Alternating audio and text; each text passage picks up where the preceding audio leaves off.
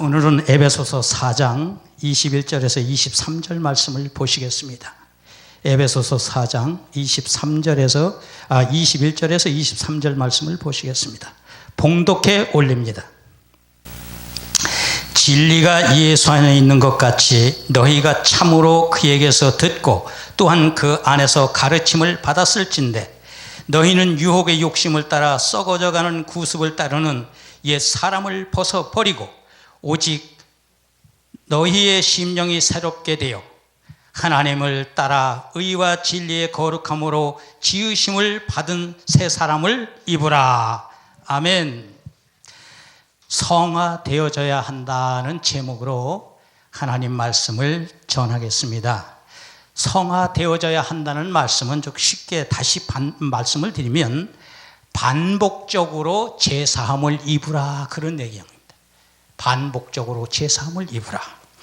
우리 그리스도인들이 믿음의 삶을 살아갈 때에 그 믿음의 그 과정이 있는데, 우리가 흔히 신학적 용어이긴 합니다만 중생이 있고, 그 다음에 믿음이 있고, 그 다음에 칭의가 있고, 그 다음에 성화가 있고, 그 다음에 영화가 있습니다.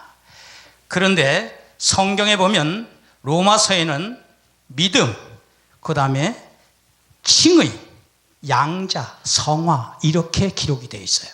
로마서에는. 그 다음에 갈라디아서에는 칭의가 기록이 되어 있고, 그 다음에 에베소서와 야고보서에는 성화가 기록이 되어 있습니다. 그래서 중생이란 우리가 다시 남, 거듭남 이런 뜻이 있죠. 중생하면 다시 난다, 거듭난다.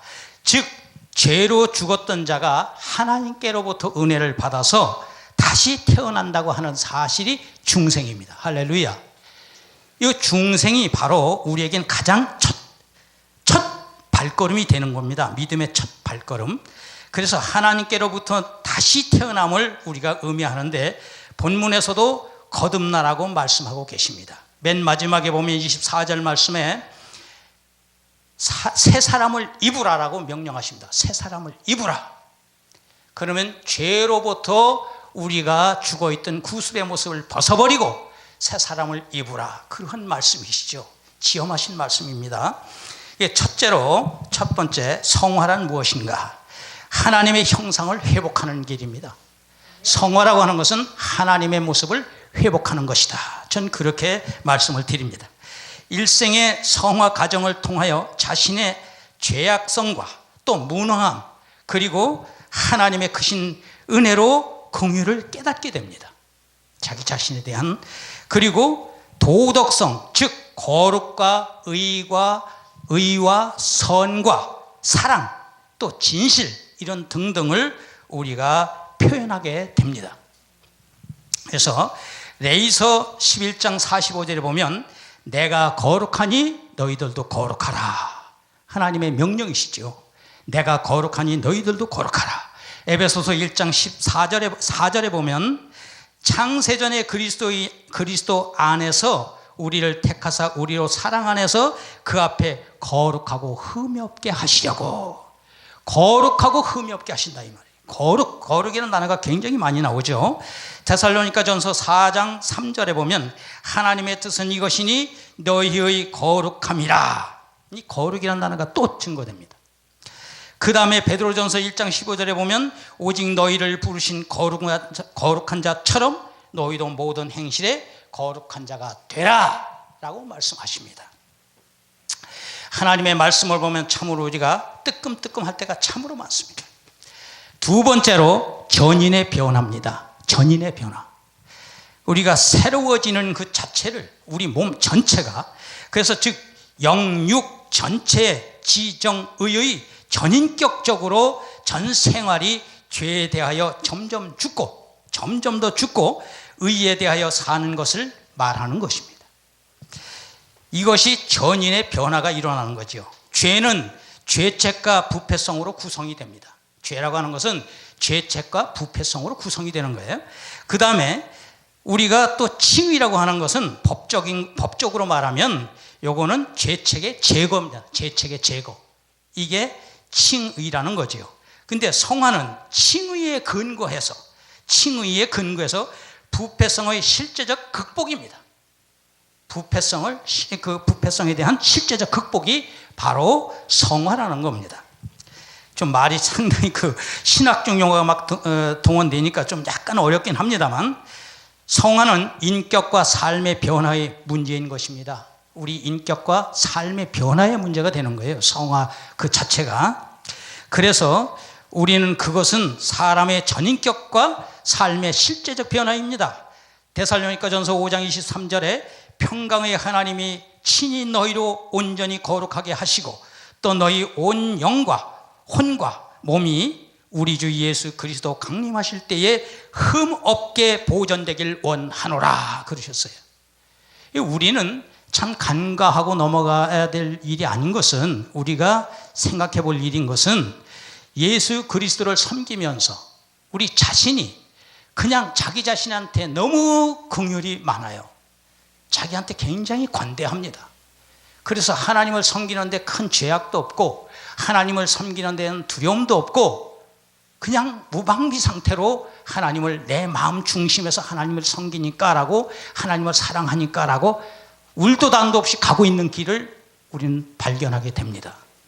그러나 우리는 마음에서 과감하게 성화되어지는 과정을 걸어가야 됩니다.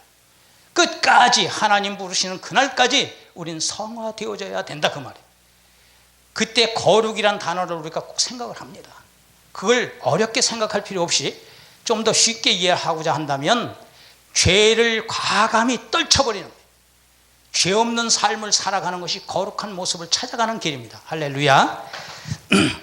그래서 우리는 하나님께 흠없는 그런 사람으로서 주님을 대할 때에, 마지막 주님을 대할 때에 흠없고 거룩한 모습으로 찾아간다면 얼마나 좋겠습니까?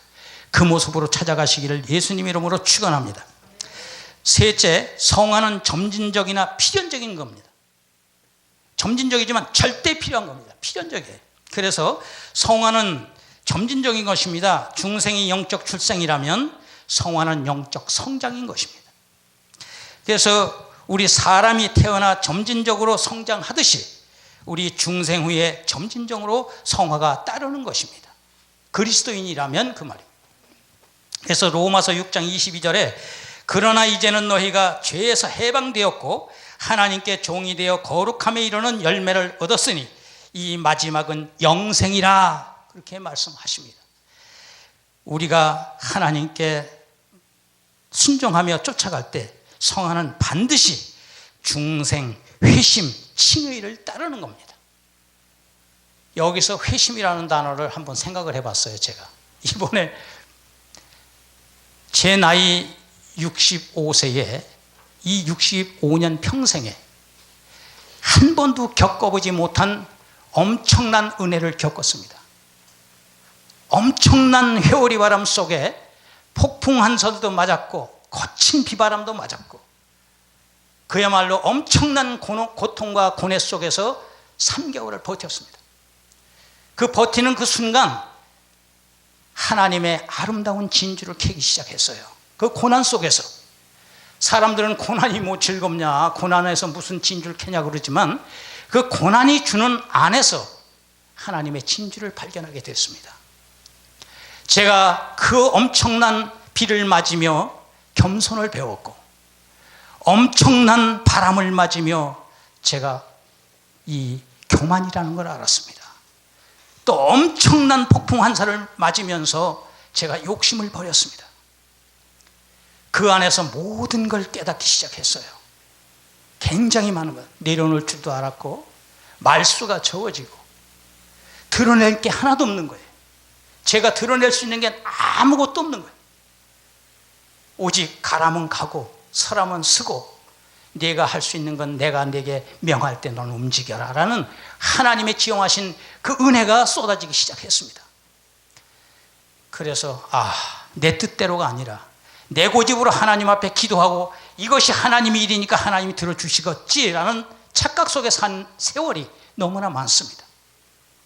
그것이 다 선한 일이고 하나님의 영광이고 하나님의 기쁨이겠지라고 생각하고 하나님께 기도하고 밀어붙인 일들이 다 제게는 어리석은 삶이었다는 것을 알았습니다.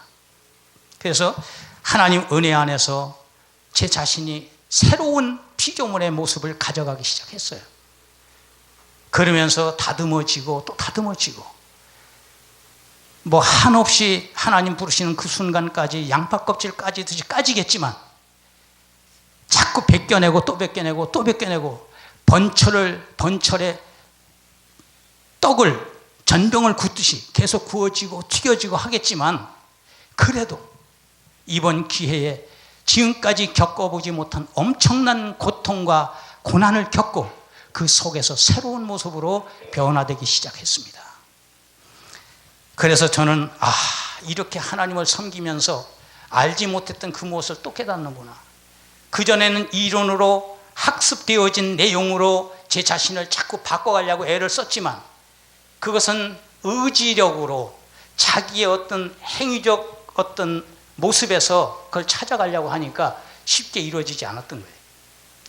그런데 제 속에 있는 영적 가치 안에서, 영적인 속에서 제 자신이 변화가 일어나니까 행동으로 완전히 변하기 시작하는 거예요. 그건 누가 시켜서도 아니고 자발적으로 제 자신이 내려앉기 시작했습니다. 제일 첫 번째 제가 행동이 바뀌는 게 말이 없어지는 거예요. 일절 말이 없어지는 거예요. 드러낼 것도 없고 광고할 것도 없고, 그게 겸손으로 내려앉기 시작했습니다. 세상에 있는 사람들까지도 모두 저보다 다 훌륭한 사람으로 보이기 시작했어요. 그래서 목사님들, 머리 희끗희끗하고 연세 있으신 목사님들만 봐도 참 훌륭한 분들이다. 저분들은 나보다 훨씬 훌륭한 분들이구나. 저 같은 과정을 다 겪으셨던 분들이라는 그 생각을 할 수밖에 없었어요. 그리고 세상에 있는 사람들이, 젊은 아이들은 더 살아봐 라는 생각이 나지만, 그래도 열심히 뛰고 그 나이 먹어 피골이 상접한 모습을 가지고 지팽이 짚고 지하철을 탄 노인을 볼 때마다 참 대단한 사람들이다 라는 생각을 했습니다. 왜냐하면 세상을 이기고 살고 있었던 사람들이었기 때문입니다.